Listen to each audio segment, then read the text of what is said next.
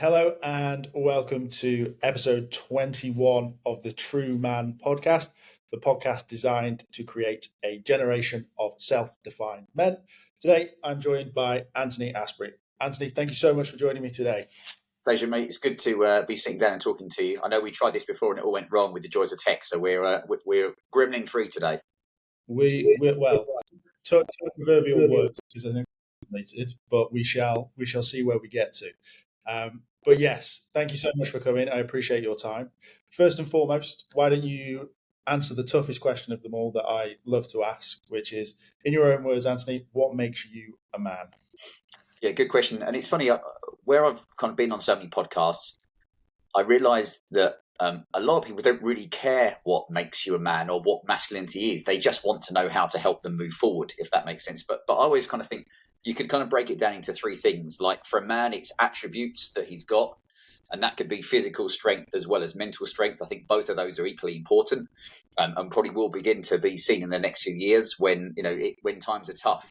And physical strength doesn't have to mean that you're able to lift heavy weights, but physically strong, I mean healthy as well, because we both know, you can be flying in life, and suddenly if your health goes for whatever reason, it could be that you had an accident or you got ill for some reason, suddenly everything kind of goes to shit, basically. So attributes being one of those things. The other one is behaviours, because I think, and we could talk about multiple of these, but the behaviours of a man when you're single compared to the behaviours of a man when you're suddenly become a dad. Things that you did when you were single, you can get away with. The things when you're a dad and you've got more responsibility for little babies, and maybe a wife or girlfriend are different. And also, it's just your roles, which I think have changed with the. We're on, I was going to say Zoom, but we're on a digital platform now, and that has changed the roles of a lot of men because it meant that they can either work from anywhere or work from home a bit more. So there's, if you break the things down, attributes, behaviour, and roles, to be honest, are the three things I think that kind of make up a man. Then it's up to the person to decide what that is. For me, it's like you should be, some kind of a provider. I think most men want to provide and be useful. I wouldn't have a problem if my partner earned more money than me. But I'm 45 now. Maybe when I was in my 20s, my pride would have said, I must earn more. And I've had very recent talks with guys who are interested in coaching, who are struggling with, they're trying to branch out to do something that they feel is worthwhile. But of course, they have to take a pay cut or a complete pay cancellation for a while. And of course, their partner's then the sole breadwinner, as it were. And then suddenly it feels weird when you're going to your partner and be like, can I have some pocket money? So yeah, it's an interesting time to be a man, and that's why I think these conversations are important, because everybody's got different views on it, and the more kind of people you speak to, the more interesting it gets. Yeah, definitely. I love just hearing people's answers, because like you say, it's a conversation that's starting to be had. It's changing, it's different, and how people interpret it is changing, but there are common themes, and I think you touched on those quite nicely, that are sort of coming across in what anyone says, which I think is good to hear. I think it's makes me a little bit proud again to be a man, I guess, that from the people that are answering these questions, that the themes seem to be the same. Good. I guess you're on your best behavior when you're answering that question, but I think the themes are still there. So Anthony, why don't you tell us a little bit about what you do now and what it is that you sort of offer to men, and what sort of got you there? Sure, and I'll try and put it in a nutshell. I was on an hour-long radio interview yesterday, and they didn't define how long they wanted your intro to be, so I gave them like the real nutshell bullet point one. But we're not constrained by digital airwaves here, so we can expand a bit. But in short, I was I grew up down in Kent, and I lived with my mum and dad had a happy family life, and we lived on a non-working farm. And I always think it's important to look at, fatherhood for a lot of us, not just being a dad, but what your influence of your dad was, if he was around, is a very important thing for a lot of men and women. But, I primarily work just with men because I know how men work. Well, I'm never going to work out how women think. It's like nailing jelly to the wall. And what I saw with my dad was he had a corporate role. He worked for Barclays Bank, which everybody will know, until, let's just say, until his 40s, and then realised that he was getting home very late, working long hours, not seeing myself and my sister, who's 2 years older than me, and one day said, I don't want to do this anymore. And I think that was very brave back then, because now you and I will know more people look and say, I'll evaluate my work life, should be life-work balance, but evaluate it. and don't just go for money all the time. So he was, was a very strong, still is thankfully, but a very strong kind of person in my life or a guiding light, because I realised he took those risks years ago. And we moved from Kent down to deepest, darkest Kent and bought a non-working farm. So it was a complete change. You're a banker, let's say, one day up in Regent Street, and then on the Monday suddenly you've put your bowler hat and your pinstripe suit down, and you are in Hunter Welly's barber coat and dealing with sheep and stuff like that. And I knew that I felt like I needed to escape Maidstone, which is where I was living at the time, and I started working in London. For a couple of big finance companies, and I ended up working as a junior trader. Didn't really enjoy that, didn't fully understand it because I was never actually interested in the numbers, which is why for all of us, we could talk about childhood as well, but I think with a school system it's important a child will pay attention when it's something they're interested in, whereas when they're not, you'll just mess around, and that's what I found when I was younger. And after 20 years of working as a broker and a trader, I became disillusioned with 200 hours a month at my desk, the 5:30 a.m. wake-up call. Yes, bonuses were good and stuff, but still you'd spend the same 200 hours a month at your desk doing something you weren't massively fulfilled by. So that was I just swallowed the hair. That's always helpful. That was around the time I learned about personal development. I started listening to podcasts through the suggestion of my partner, Emma, who said, you're kind of moaning all the time. You're looking for something. And I think a lot of men, we've talked about silent struggle, but my silent struggle was I was earning good money. I had a fairly cushy job and I could have carried on doing that, but I didn't want to do it. But then you've got the people who want to keep you safe say, just stay with the job. It's good money. Yeah. And you're like, yeah, but it doesn't light me up. So long story short, I left the city, must be 7 years ago now, and started the Whole Man Academy. And what I wanted to do, and I think it's important for people listening, is if you can combine something you're interested in, something you love that you want to talk about all the time, and you can get paid for it, whether it's really well paid or at least paid, and combine those two, then that's kind of the golden egg that a lot of people are looking for, because you never feel like it's work. So the Whole Man Academy started in 2018 with one event in London at Soho House. We had 9 or 10 events in 2019. It was growing. And of course, 2020, the lockdowns happened, and technical term, but it fucked it completely for me, because you're trying to do events where guys like us all get together, have really good speakers and decent conversation, and that's not the same on Zoom. But adapt or die, as the saying goes. So in 2020, I started my own podcast, which we're now up to like 130. I've lost count, but 136 episodes. And we launched a membership for men in September of last year. And that was, for me, the big thing I realised I should have done a long time ago, because men want community. Men want to get around other men that want to win and have honest conversations about when things are going well and when things have gone completely shit. When you've fucked something up, or you've lost money on something, or your marriage has broken down. That's often the time when things go wrong. You need a brotherhood more than when things are going well. So that's my nutshell of kind of where I am at the moment, and I'll hand it back to you. Awesome. It's it's really interesting that you almost emulated perfectly your dad's life. Yeah. Like, he took to a farm, you got bored of the farm, went to the city, got bored of the city, and went back. I've not heard that side of your story before, so that's interesting. What do you think that sort of made you want to leave and wanted you to go and explore, let's say, the big city?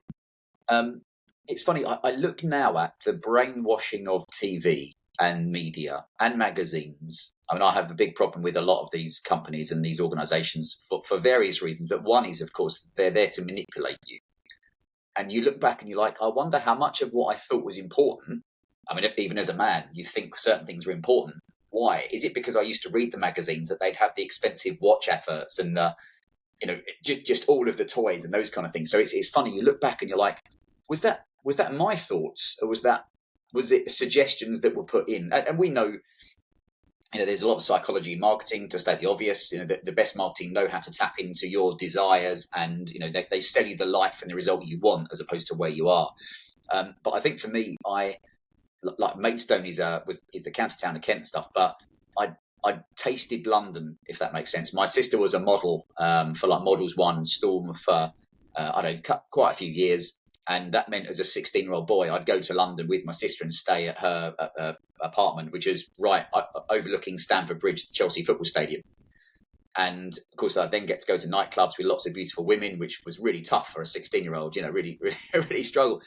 But you got to see London, and you got to see a door was opened of like, when not just win money, but when you've got more money, you have more opportunity. And that's what got me interested. And to be honest, like a lot of people, I didn't really know what I wanted to do. It's really hard, isn't it? As an 18-year-old, what do you want to do? You're like, well, don't know. So, I mean, this is one of the things I talk about with guys, let's say, because how old are you, Lewis? 32, just. 32. My birthday. So I'm, let's say 12, 13 years older than you. But a lot of guys, I think, go in like, let's call it decades of, let's say, 18 to 28 to 38 to 48 for want of a better kind of segment, where you start to think, is this what I want in life? I enjoy doing X for X amount of time. And yeah, for me, the door was open to like what else is possible. And working for one of the biggest commodity trading companies in the world, you suddenly started being around people that were earning millions, and you got to go to amazing events and just realised that there's nothing wrong with staying in your hometown. And I think it's very important if you can stay around your family. But sometimes it's good to go off and experience things first before you kind of come back and make a nest, basically. Yeah, that was one of the things that I sort of picked from that, was that I think you mentioned it in your intro as well, that your thoughts and your things change. And I think that's something I'm trying to encourage as well, is that discussion, because a lot of people, I think there's the crazy saying, it's like you die when you're 25 and live the same life for 50 years or whatever it may be. And I think it's really important to challenge that norm and just sort of say, well, hang on, I'm here. What am I doing next? What's the next thing? But I think you're right.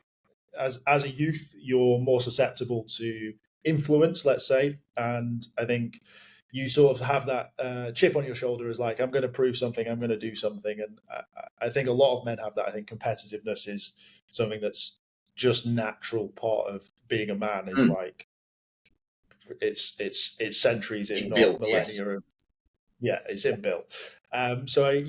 Again, similar to yourself, I think from the age of 14 to 18, I was going to be a lawyer, an architect, work in an investment bank, and probably, be a professional footballer at the same time.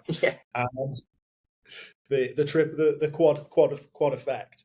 And then eventually I just, I stuck with maths because that was the conversation I had. I was going to be an architect, but I couldn't draw, so I went and did numbers. Went and worked in finance. Went and travelled. Was really fortunate to go and work overseas with that job, and then came back to the UK and had that conversation with myself. It was like, what's next? And I think it is really important to have those conversations at different points in your life. And I think I said to you when we tried to film this the first time that it's only now that I feel like a man. And yeah, I'm 32, and that's like crazy because the norm is you're 18, you're a man, make your decisions and go and live your life.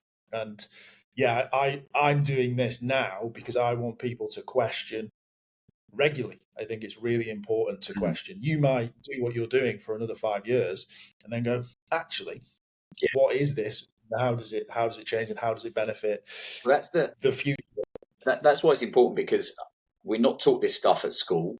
And male or female, the point is often you kind of feel like you might get pushed into things because your parents think you should go, especially if it's let's use the example of, I had friends that were pushed into being a lawyer or a doctor, especially Asian friends whose parents, that's the path they took. And it was like, well, that's a respectable, well-paid, secure, safe. And they'd be like, I don't want to do that, but they must be right. And suddenly you find yourself studying for however many years, getting in the job because you feel bad about, backing away from it because people have spent money and time and resources on you. And then getting there and thinking like, this isn't, I've climbed up the wrong ladder of success, basically. Then there comes the big issue. That's the silent struggle a lot of men have is, well, I'm kind of here now, probably got a mortgage, some car payments, maybe kids come along. And now I've got the trappings of success that have trapped me, that I can't take the risk of like losing it all. And also because your partner might say, I'm not saying they all do, but be like, if, I saw men in the city whose wives had become accustomed to maybe dropping the kids at school in their Mercedes or their Range Rover, and then going and doing some yoga and doing whatever. Not a lot of them worked part-time, I'll give you a clue, because the husband earned decent, 6-figure plus salary. To then say to your wife, listen, I don't like what I'm doing. So I'm going to take a job that's only pays half as much. But if you could go and work 3 days a week in a cafe, I'm not saying all, but some will be like, fuck that. Like, why would you want to when you've led a nice kind of relaxed life? So that's where the pressure comes in, because you feel the pressure and expectation to kind of, you need to be happy yourself, but also keep everybody else happy, which is a hamster wheel to nowhere. Yeah, it's so true. So obviously, I think your main focus is career, but do you think that men can potentially find, let's say, fulfillment outside? Because, like you say, there's those circumstances where you are trapped, you're a prisoner to your own making in that sense. But do you think there's a way that men could potentially find fulfillment and purpose and other things outside of career? Definitely, and I think that's the important one, because I'd rather. I've seen some men that have got a career that they don't mind. They don't love it. They're not jumping out of bed, punching the air, shouting woohoo every 5 minutes, but they don't mind their job, and they get paid okay money, but then they find a side adventure or a side hustle or something, or a hobby that lights them up. And I use, my own example was, whilst I got to the stage where I was becoming a bit unfulfilled with work, I started doing obstacle course racing, because I've always loved being outdoors, being active, running and strength training and etc. And that's what gave me the thrill I needed, that kind of papered over the cracks of what I was missing in my career. Not to say that meant I would just, you still were unfulfilled at your desk, but that was a gradual feeling. So yeah, I did, 4 years of obstacle course racing, and went from my very first race was at Battersea Power Station, and it was a men's health survival of the fittest race, and there was about 5,000 people did it, and I came like 200th, and I had no idea what I was doing, but I came over the line. I was like, oh, I've done all right.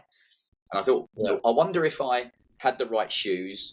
My shoelace came undone just after I'd started running as well, which cost me 20 seconds or something. If I improved all these things, and it's a good kind of analogy for life, if I can implement and improve all these little things a bit, how far could I go? And it was pretty much 4 years later, I ended up representing the country in the World Championships in America, and racing out there against the world's elite obstacle course racers.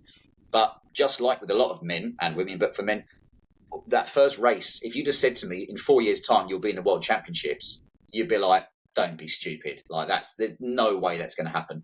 So you can't see the steps forward sometimes until you're literally on the start line of whatever you're doing. You look back and be like, wow, I could never foresee this happening, basically. So long way of answering your question. I think if a guy hates his job, then a plan has to be made to leave, not necessarily straight away. But if he doesn't mind it, and he's like, it's not amazing, but it ticks the boxes, then if you can find something at the weekends and you've got a good partnership with a wife or have you, then life can still be good. Yeah, it's I was going to say something, but you kind of ruined it with your success of that. I was going to say every man still thinks that they could be a professional athlete at something, and they're always trying to find that new sport. As you get older, it's like golf. You can play that a little bit older, and you still have that vision making the tour. But I was going to say that about you, but then you actually went and became representing the country. Well, I tell you what, it's an important one, because there's a saying of or a question, a statement or a question, whichever way I look at it. Should every man know what it's like to feel in the optimal health condition at least once in his life? And I know what that feels like. I was I probably couldn't have got much fitter, and also I was strong and fit and healthy, and I wasn't just really an elite athlete in that respect. I'd kind of made sure it was a holistic approach to it. But I felt great at that time. And, I was still at my desk for 200 hours a month. I was entertaining clients at least one night a week. I was flying to Europe. I was going to Ibiza, and I was going skiing, and I was eating and drinking sometimes, lots of alcohol and what have you. And it wasn't easy, but I still managed to do all that. So when people are always looking for the quick fix and the one supplement or the what have you, do you know what? A lot of time it comes down to consistency, hard work, knowing what you need to do, optimizing everything, and you will get your results. But I didn't have kids at the time. And if I'd have had kids, that would have been a totally different animal. Yeah, it's they definitely add to it. I don't have any kids yet, so I'm I've actually sighed with relief there. I do want them, but yeah, not in this decade. Just yet. As you put it in this chapter, shall we say? So I see that as the first step. As okay, I'm a little bit unhappy. It's not I'm okay. I'm making decent money. I'm enjoying life. The money's giving me and the fortuitous position I'm in now. I found another avenue. I've started to work physically on my health. I'm now at peak level and starting to work on mental fortitude for that as well, because once you get to those echelons of competition, that's the edge, right? Yeah. Everyone's fit at that level. Yeah. But so did you see that as the gateway, as like, okay, I've done this now, what if I put that energy and this ethos into something else? Was that the step next? I tell you what it did, and it's a really good question, because I always say to people, sometimes something needs to click for you to see what's possible. And a bit like when I was young and went to London and saw a totally different world to what I saw in Maidstone, that showed me what was possible. But once I'd achieved that level, you don't just become fit, you start listening to top experts, and it always spills out from health into mindset. Because actually, if you think about it with health, for most people, if you're super healthy, it's probably because you've got a good mindset, because that takes consistency, dedication, getting up early, staying up late, not eating shit all the time and doing those things. And that was one of the things that led me on to listening to a podcast about, which is called Mindset by Design. And I'm good friends with the guy now who's based out in the States. But for him, his big thing was about, you can create a mindset by design by learning about yourself and how your brain works, but also you create your life by design. So those races led me to listen to that. And that podcast led me to hear about Tony Robbins, and also to think, and it's such a basic question, but it's so it's not often kind of thought about by people, is what do I really want my life to look like? Because, do you want to work weekends? I mean, I've done coaching with people that have said, I want to do a, whatever job. Like, I want to be a tennis coach. I'm going to chuck my job in a tennis coach. And I'm like, great. Like, are you happy to work evenings and weekends? I'm not saying you have to, but you probably will. And they're like, oh no, I don't want to work weekends or evenings. I'm like, what do you, okay, let me think. I'll do something else. And I'm like, what do you want your life to look like? Do you want to have kids? If you don't, then you go on a different path. Do you want to be fit, healthy? Do you want to live in a different country? Do you want to work long hours? Do you want to be able to travel? All those things, again, you're not taught at school. And I think a lot of people will go through the whole of their life. And if you said, what do you actually want? They'll say, I don't know. Yeah, it's so true.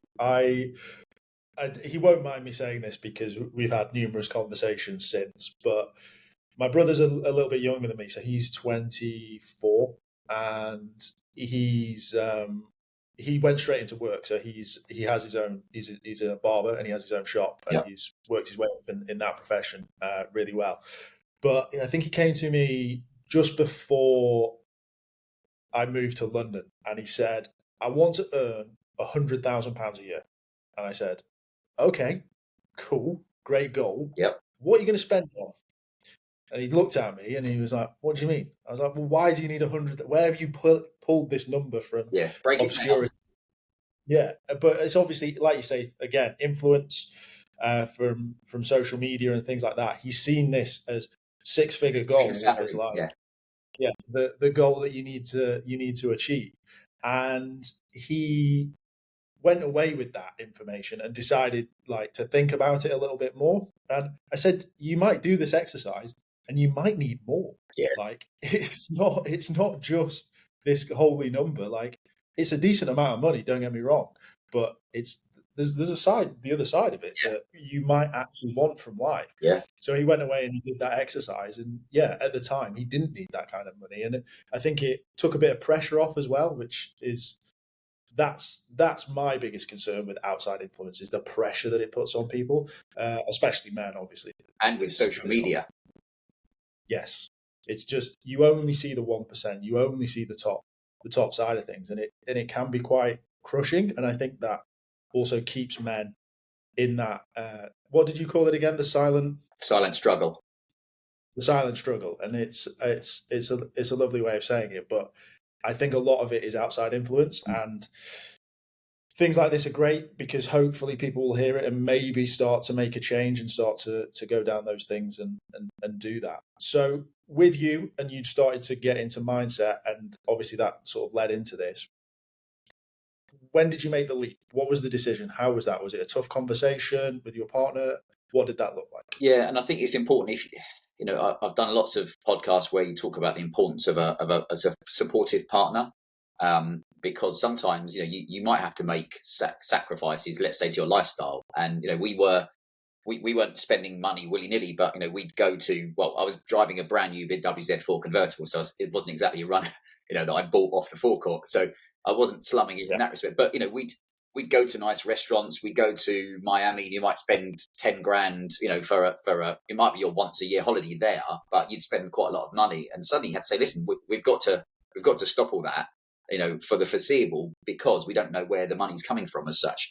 So there was multiple things, and I got to that stage. A lot of people want you to stay in a role because when you leave, it makes them reflect on where they are in life as well. It's much easier if everybody just stays roughly where they are.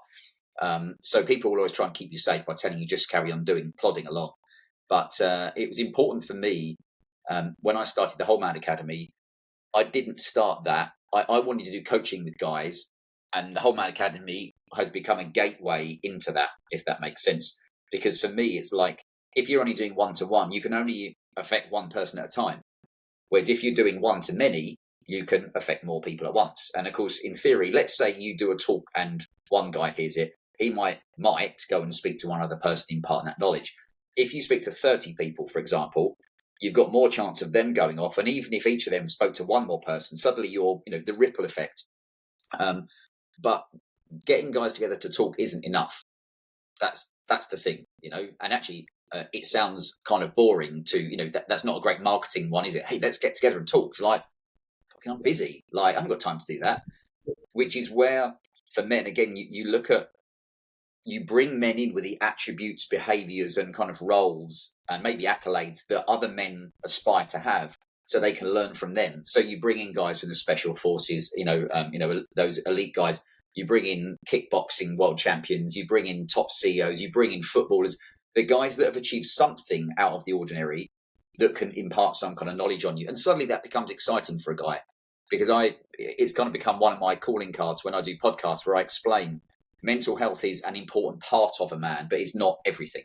Because I know guys that have got great mental health but are fucking broke, or great mental health and they're really unfit. So they're like, I don't need mental health support. I need strategies to help me become richer or slimmer or get a nice partner or etc. But there's kind of the makeup of, you said silent struggle. I would say with the guy, firstly, you're looking for a guy in the gap. And the gap isn't he's clinically depressed and he's suicidal. That's not my area of expertise. That you need to go and, sadly, go through helplines, charities. I don't think helplines are that great. But anyway, I'm looking for a guy in the gap that's unfulfilled, that says, I know I can achieve more, I want to, and I'm prepared to do something about it. Then you're looking at, has he got the awareness? Because some people are like, they're just plodding, and years later they look back and realize, I was unhappy for years, but I just plodded along. So you've got guy in the gap, he's got a silent struggle, whatever it is. Is he aware of that silent struggle? Then what are his attitude and intentions? Because if his attitude is, well, nothing can be done, I'm broken, or that's just the way I am, or it's the world's fault, or it's the government's fault, you're like, no, you've got to take some ownership, and at some point you've got to do something about it. Once you've kind of rolled that up, you're then finding whether you've got a man that's ready to take action. And that's where the Whole Man Academy comes in and says, look, we've got tools to help. And those tools could be a free podcast, a free quiz, which is a self-evaluation tool, personal coaching with me. You could come to dinners. You can join our network, which is, $50 a month. So it's not exactly breaking the bank. You would then join in with a load of other guys who are similar to us, want to do well in life. And how good is it to have accountability and stuff? So I try to create a real kind of moving part for men, a personal development platform, which meant no matter what your budget or time frame or need, we've got you covered, basically. Amazing. I think there's going to be a segue here, but there's obviously that old adage that you're like the 5 people you spend the most time with. And I think for a lot of men, it's quite a lonely world, and it might be their partner, some people they work with, and it's very easy to fall into that trap. And I can see why people do it. And it takes a brave man, it takes a strong man, it takes a lot of guts to make a decision and sort of move away from where you want to go, with no guarantee of success, survival not guaranteed type thing. So I think that creating those networks and creating those spaces where men talking is just how you communicate, right? I think men need to talk more honestly, I think it's the shittest fucking thing in the world. I think it is the most ridiculous slogan going around. Um, the one that's even worse is the helpline on the train station that says, Gary, someone will want to listen. It's like, okay, right, that's going to solve everyone's problem. Yeah. Anyway, that's me going on a rant. No, But good. I think these The rants communities, are very important. yeah, well, the clip gold, right? And I think these communities are really important. I think I've seen a lot of newer charities and newer things come out of both Australia and the UK where it's around doing something and the communication is secondary. My struggle with identity and being a man was I didn't want to speak to someone because I felt that was a useless part of time. And I've found for me doing has created a positive mental health as a byproduct rather than focusing on mental health, where there are lots of ways to do that. Go to therapy and do all these things that can build your mental health. I saw it more as a byproduct of everything else. It was like, if I can get my ducks in a row with fitness, with health, with friends, with family, my mental health will naturally be better because I'm just a better person in life. And if it's still not better, then I can go and address it. I think it's the last thing that needs to be addressed, shall we say. So what have you found in your communities that has been, let's say, a bit of a surprise, something that you didn't expect to come from those community meetings or those networks? What's been a nice surprise? Yeah, funny. When I say nice surprise, I knew that it would be valuable, but we've now got, I can't remember, it's 21, 22 men in and it's called The Network. You know, why try and come up with some fancy name when you like, basically you want to be in a strong network of men. But what I've loved most is the guys to start with who were like, because each Monday and every Friday, so we have Zoom calls every week and we do like dinners, and we've got a retreat in the Cotswolds coming up in March. But on Monday, they get a evaluation tool basically, and on a Friday a reflective tool to look back at the week. And you never know whether people are going to find it useful or not, because my private coaching clients have found it useful, but giving it to a whole group. But what's been great was I'll log in on a Monday morning to our private platform, and literally there'll be like 12 guys have all posted, and we all post it in there so you can all see. Because guys would say to me, "Oh, I've had a shit week this week. I didn't want to post that in there because it's bring the energy down." I was like, "No, that's totally the wrong attitude. That's the time to post it in there, because I bet another guy will go, fucking hell, that was me as well. I had a shit week last week. I had various things all go wrong, all in the same week that cost me thousands of pounds, hours of time. It wasted my time." And I said in there, honestly, guys, I had a fucking shit week this week. You know, it's just every time my partner popped her head around the door, it was like, this is broken or this has gone wrong. And the other guy's like, yeah, I had a shit week as well. I was like, great. It hasn't got to be that you only tell people when things are going well, because that's not real life. You know, the kids, might have wet the bed or woke you up all night or whatever. Everything that a man is going through, we'd rather experience it together. And I love the fact that some of the guys didn't post anything for a while, and then after a while have watched what's going on and like, yeah, guys, this is me. Actually, I've had this or that, or I'm sick of my job or whatever. And blossomed, especially the men that didn't have a partner at home, because it is hard when you're on your own.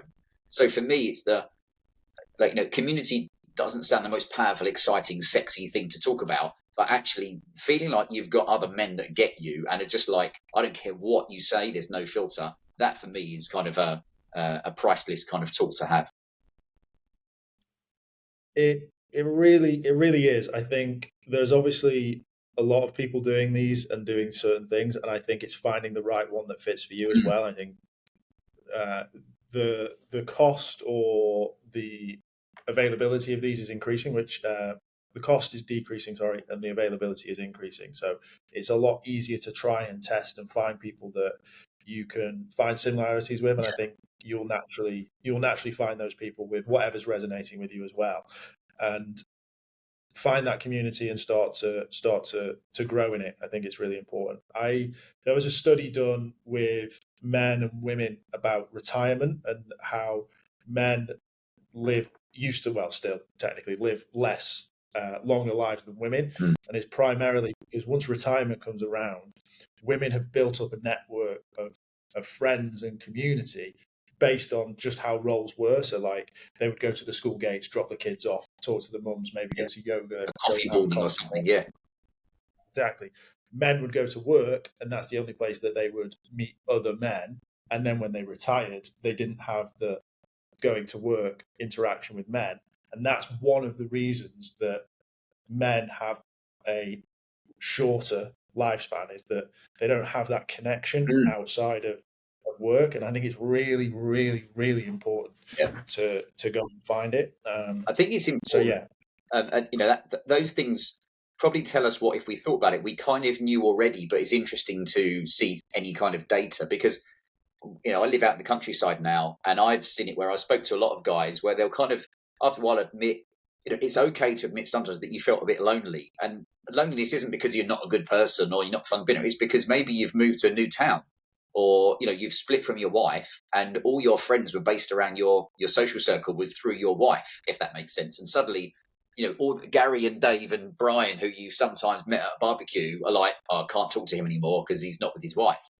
So when I moved to the Cotswolds, I don't think I realised at the time that I felt a bit lonely, because I saw clients, but I didn't have my mates here because I didn't have kids. My kids don't go to school; they're homeschooled, so you wouldn't meet people through that. I didn't play football around here. I didn't work in an office. I worked on my own, so there was no outlet to go and meet guys. And just because you meet guys, it doesn't mean you're going to get on with them. Because often what wives and girlfriends do is, oh, I've just met Jane up the road, and you're going to get on so well with her partner, and straight away you're like, I fucking don't, like, whatever. And sometimes you do, but you don't know. Yeah. You and I don't know. We've chat a lot, we get on really well, but sometimes you can meet people and you're like, it's not for me. So for men, I think it's so important, if it's online or personal, in person, just like you said, if you can find guys to hang around with, you don't need 50, you don't need 20, you don't need 10, you probably need 2 or 3 mates, that's it. And I'll tell you a really nice story. One of the guys I'm doing personal coaching with, he for various reasons had kind of fallen out of touch with his best friend about 3 years ago. And it was kind of a typical thing where you were both going through a bad time at the same time. You both needed each other for support, but the other one didn't feel like they could because you're having a shit time. And when we sat down and did some personal coaching, one of the big things I could see was this weighing on his mind. And I was like, listen, pride aside, if you could press a button now and get in touch with your friend again, and him, you like hang out and go to the stuff you used to go to together, would you? And he's like, yes. Okay, well, what's stopping you? Well, I might feel silly, or he might say no. I said, listen, if you contact him and send him a very brief message, hey mate, I was in a shit place when we stopped talking. I really miss your company. I'd love to go to the pub with you again. You don't have to send some big, kind of email, literally a few lines. If he doesn't reply, you've lost nothing. If he does reply and tells you to fuck off, at least you know. But I bet he doesn't. And guess what? He sent it, and I think within 20 minutes he got a reply back saying, fucking hell, mate, I'm exactly the same. Like, I'd love to meet up with you. And that next weekend, they went and did whatever it was to horse racing or something, and are now like really good mates again. How important is that? Can be life changing. And it's it sounds obvious and simple, but it is until you actually do it. Yeah, there's another thing on this. I think it's that competition thing again. It's like, I don't want to show that sign of weakness and that pride element again as being a man. And I think, I've got a really good friend from school, and he's done the traditional stay in the town, build that way, and I can't sit still. So I've been in Madrid, Indonesia, Singapore. I've been everywhere, and I come back after maybe 6 months, a year. Been to London like 2.5 years. Come back, and I will walk into his house and sit on his sofa, and we will just have a conversation as if it was yesterday that I was round. Like, he's not like, oh, how's London? What's this? It's just, we're just going to talk about stuff, essentially rubbish, golf, and just, it's now golf, but and it reminds me, and it really, like, I'm really grateful for that relationship, because it reminds me of my granddad. So when I was 14, we went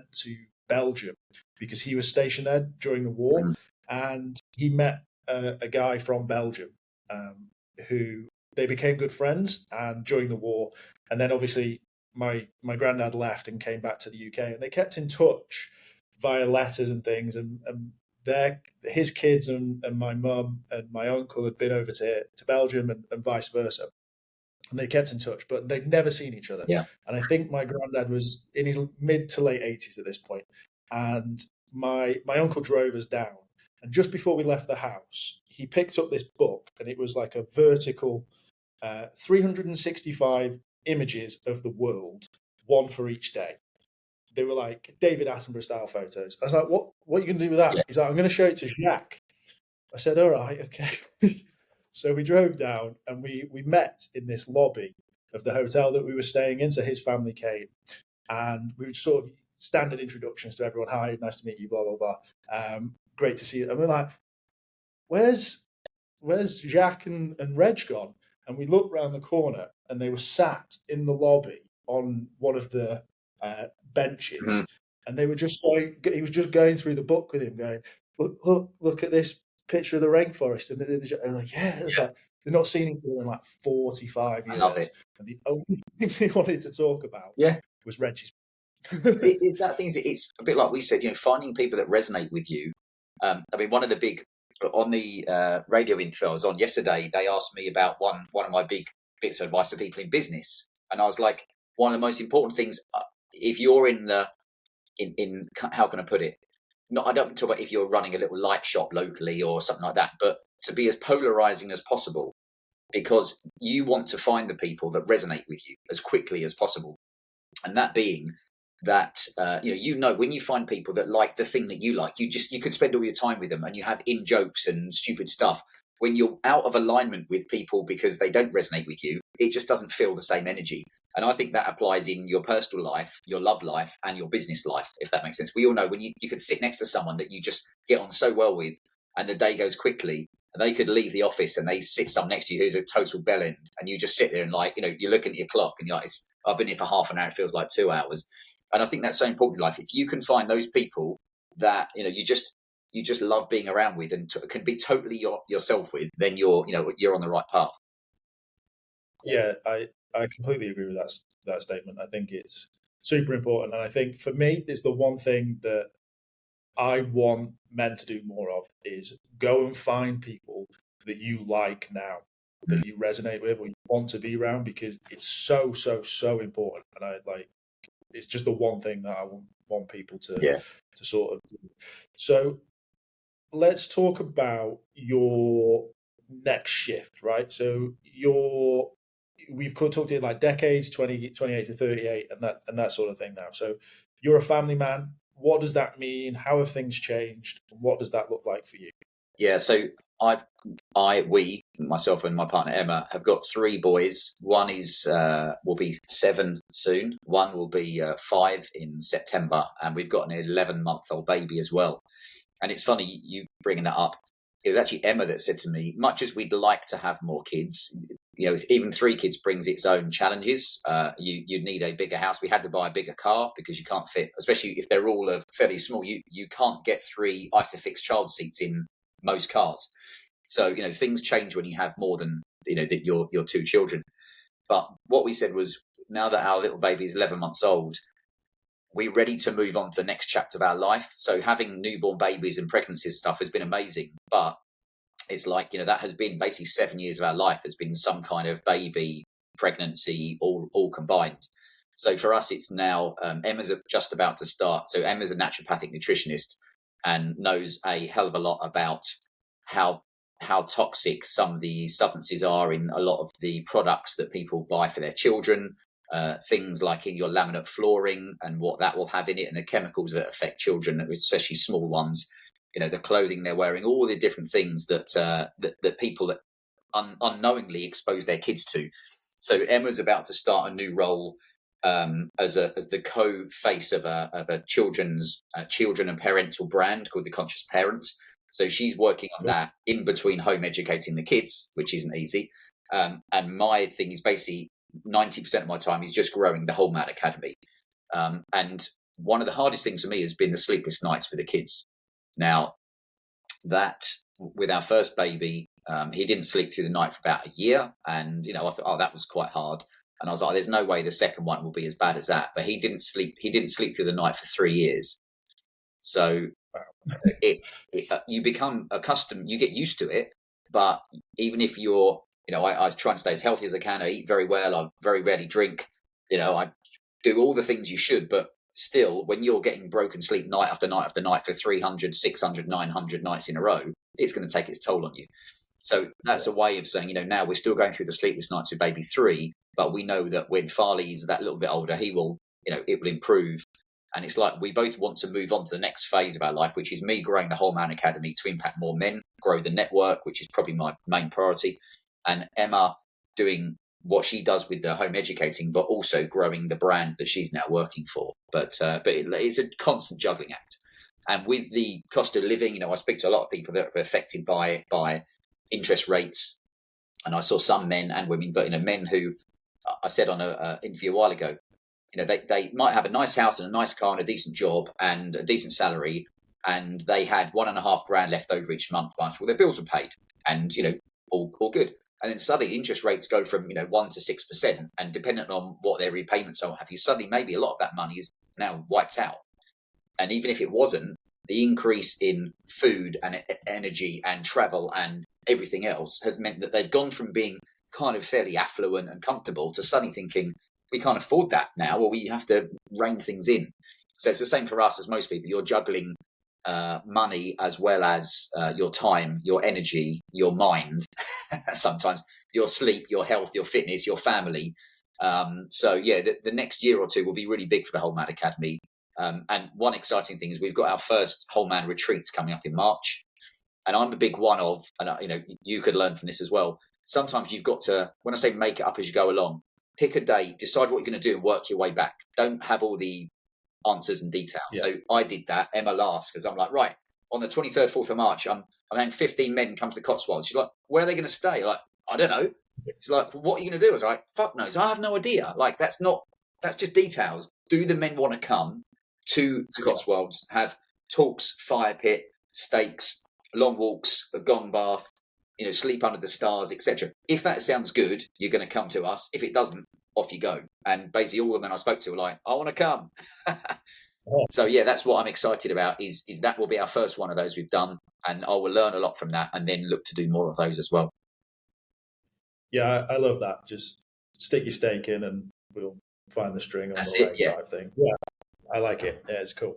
So, there's some big decisions in there. So this is a question that's sort of linked to, I guess, to your upbringing as well, right? You talked about your dad and the role model that he was. What are you trying to do with your kids? Because they're all boys, right? So it's quite apt with what you're doing, and sort of going down that. So what have you taken from your father, and what are you changing? What do you want to envision onto your kids? Yeah, it's a good question because I'm similar to my dad, like all of us. So you'll be similar to your dad and your mum in some ways, but my dad and I are very different. He's very kind of analytical. Like when he was younger, could take engines apart.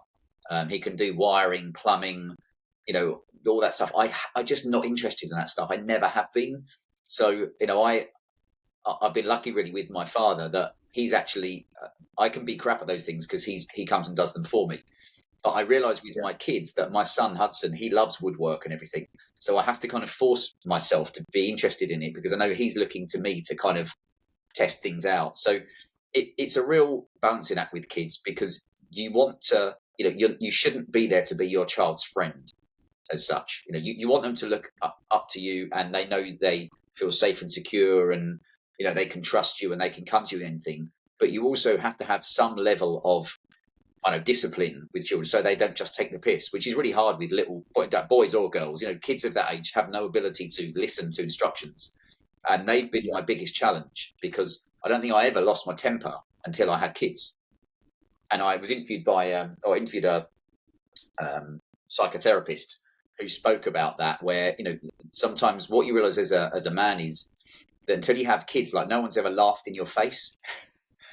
But as a kid, you'll be like, right, stop doing that and don't do this, what have you, and they'll just stand and laugh at you.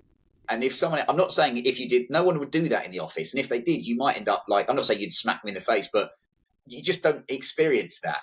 You might only experience Yeah. that when you were being bullied or something like that. So yeah, when kids just do stuff, and we had it the other day where Bowie, my middle child, was holding this big pot of all crayons and everything, and he's holding it, and I told him 10 times to just, we're going out the door now, just put it down. So he just held it like this, and then just lets go, and it just cracks all over the floor and everything. And I'm like, what are you doing that for? And he's like, you told me to put it down.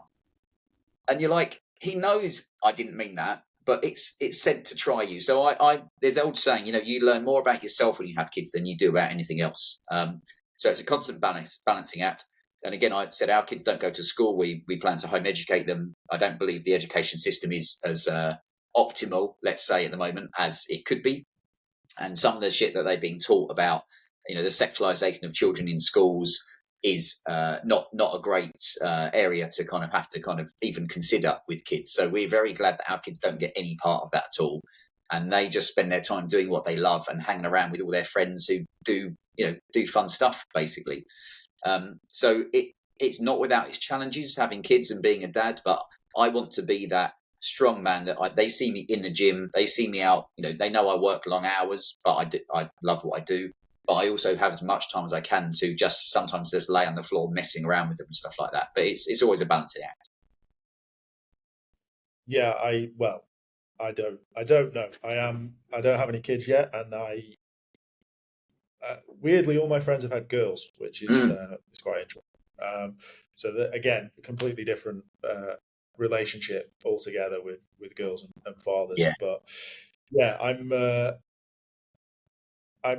don't envy you, because I'm still in my I'm getting shit done phase. Yeah. And yeah, but I'm definitely looking forward to it. I think I spoke to someone the other day, and they were like, because societal pressures of like, you're in your 30s when you're having kids. Like, obviously my people are like, dad, yeah, like it still works. Don't worry. Yeah.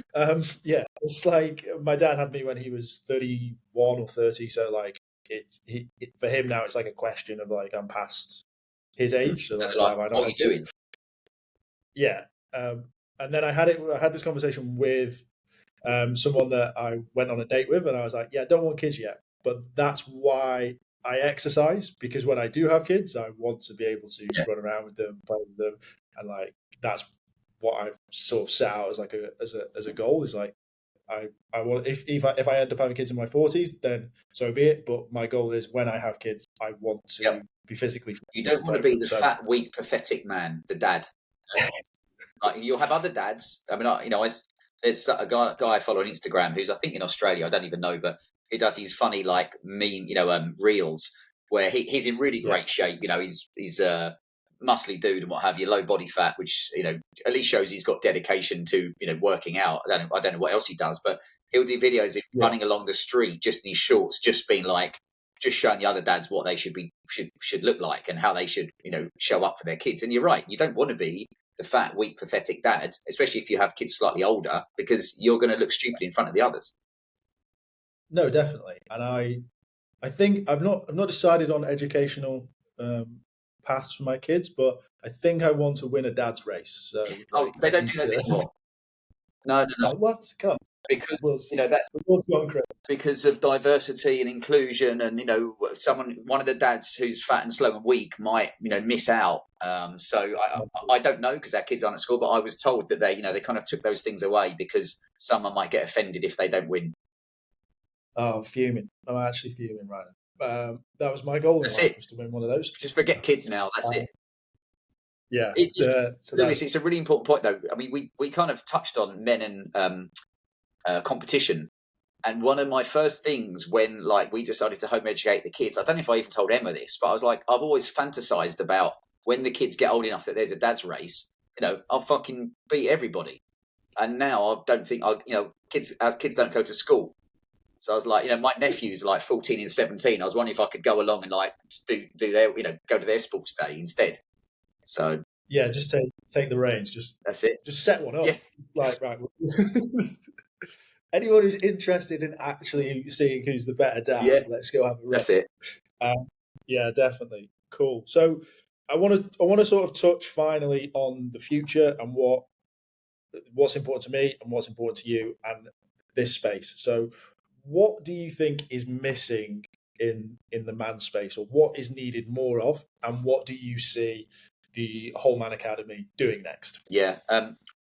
One of the biggest, what podcast was it? I was interviewed on, I kind of lose track of podcasts, and it's like yourself, the more you do of things, you'll kind of remember. But I was interviewed on a podcast of a guy in Australia, and he said, "What's the biggest threat to men today?"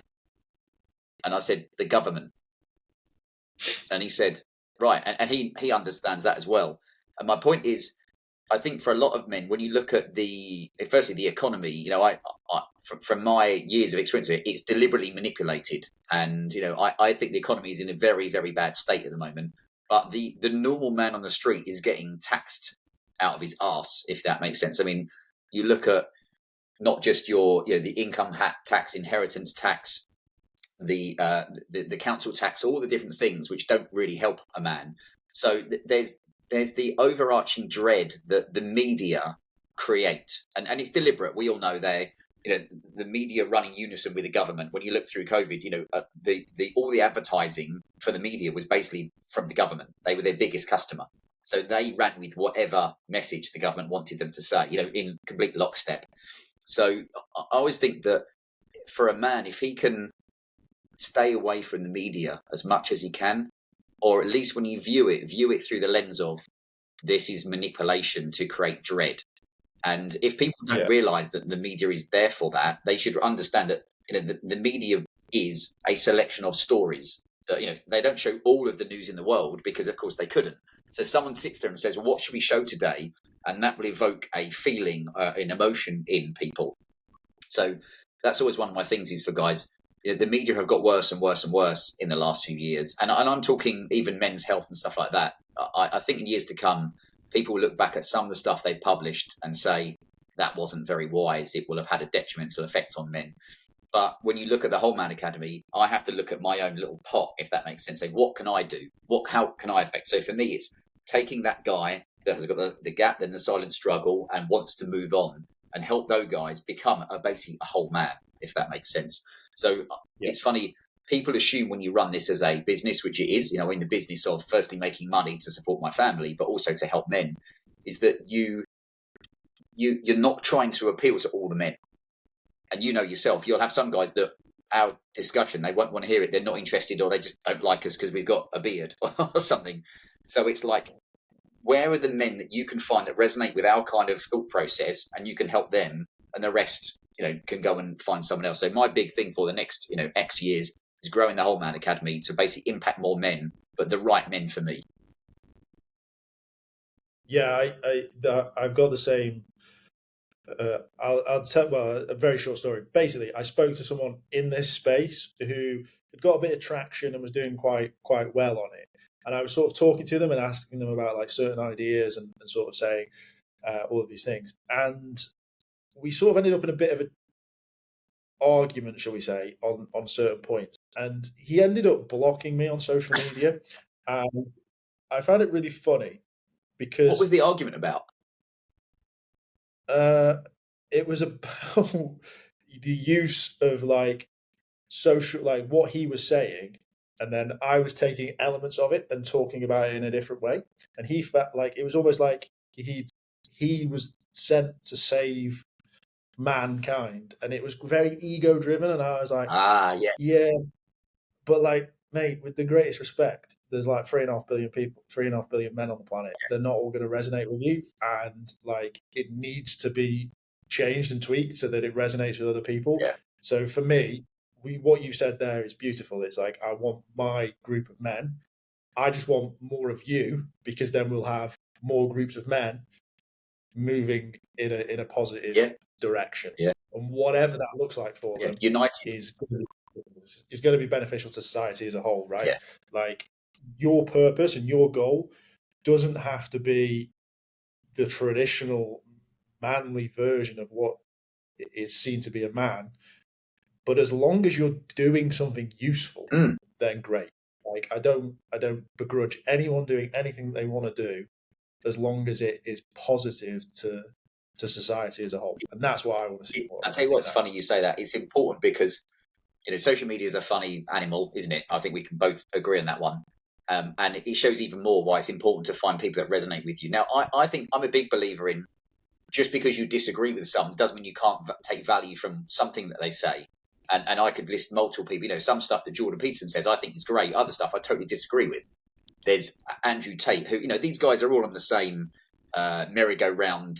They're all kind of useful, if that makes sense, if you're pushing an agenda. But someone like Andrew Tate will say stuff that we won't agree with, and some you'll go, well, yeah, he's right on that, but other stuff I don't agree with.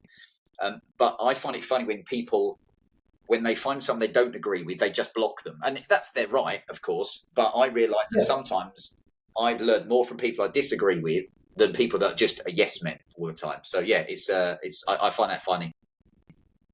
Yeah, me too. And I actually really resonate with that sentiment as well. I think it's really important to listen to more than one person. Don't be a follower. Like, following is the stupidest thing you can do. Like, you talk about the media is influencers and this side of things as well.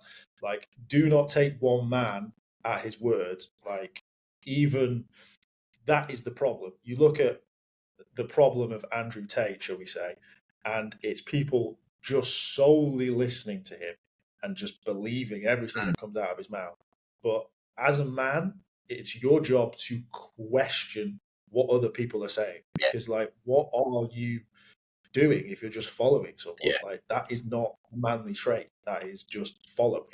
And it's only going to lead you into a darker, worse place. I think that's, and do you know what? I know we haven't touched on those, and perhaps we should do this another time, because the social media and you could talk about 3 or 4 of the big names in the men's space, as it were, and I would then break down what they've got wrong, which often people will want to paper out because they love them and worship them and adore them, which is funny because they've never met them and the people don't even know they exist, but they want to paper over what they've said that's wrong because they love so much of what they said was right, which is fair enough.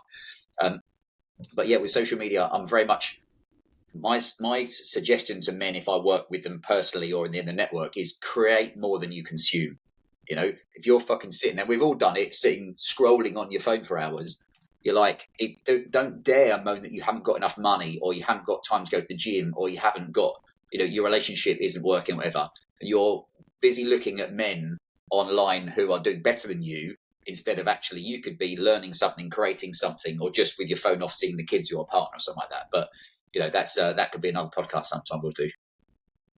Yeah, definitely. I am cautious of time. I've just looked, so I don't want to steal any more of your day. So I'll leave the final words with you. Is there anything that you want to touch? Where can people find you? Where's the Whole Man Academy? What do people do to find you? Yeah, I'm lucky that the Whole Man Academy, and that's WH, not just H whole. Could that's probably another website. But the Whole Man Academy website is the best place to go. And on there, we have a self-evaluation tool, which, a lot of men, over 100 men now have taken, which basically looks at the 10 most important sectors of your life. And you give them a kind of how they're doing a score. And it will instantly give you actionable advice and sensible advice, what you can do.